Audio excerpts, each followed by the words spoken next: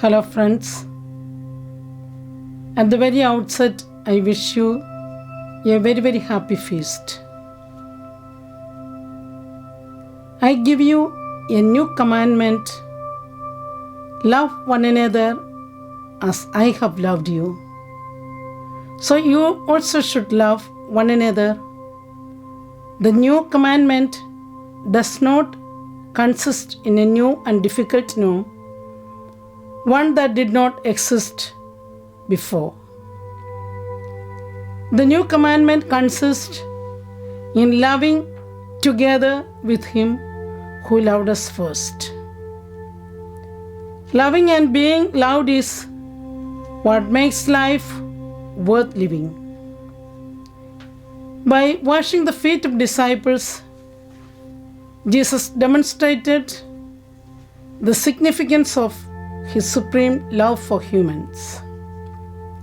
It provides the purpose and meaning of true love, love that rejuvenates, love that motivates, love that finds fulfillment in God's very love.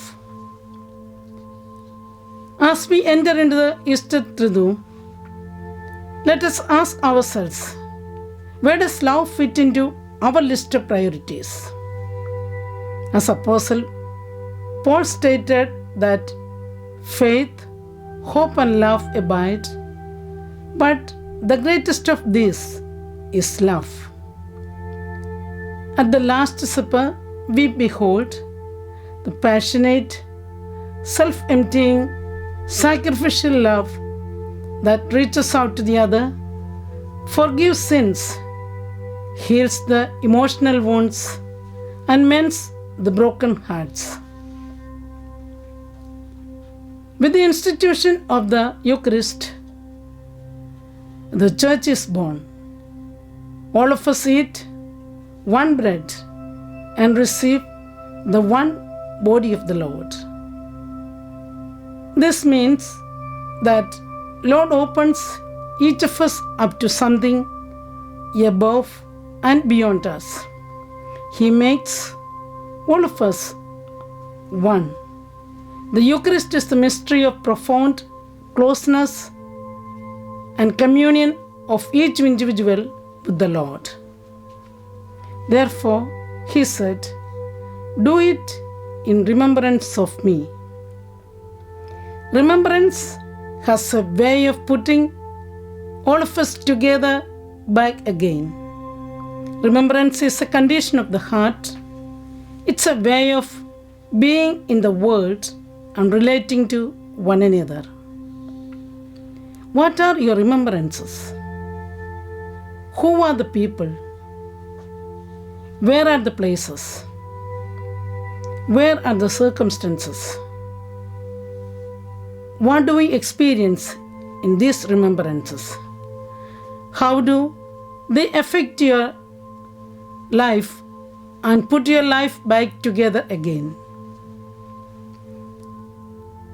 The reason we remember so much and so often is because if we remember, our faith is strengthened and fortified. Our remembrances are experience of faith renewed, emboldened of faith, and it makes real. That's why on those hard days of loss and sadness, fear and panic, we gather around the table to remember our loved ones. That remembrance fills us with the gratitude and opens our eyes to the beauty of the world, the wonder of life, and the mystery of the love. Today, we all risk living as though God did not exist. God seems so distant from the daily life.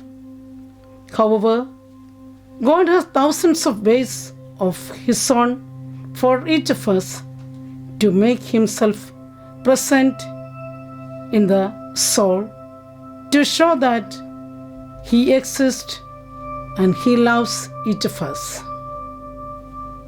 In Isaiah 41, verse 10, we read, "Fear not, I am with you. Do not be dismayed, for I am your God.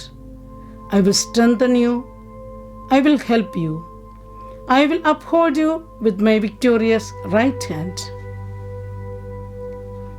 We cannot keep to ourselves the words of eternal life given to us in our encounter with Jesus Christ.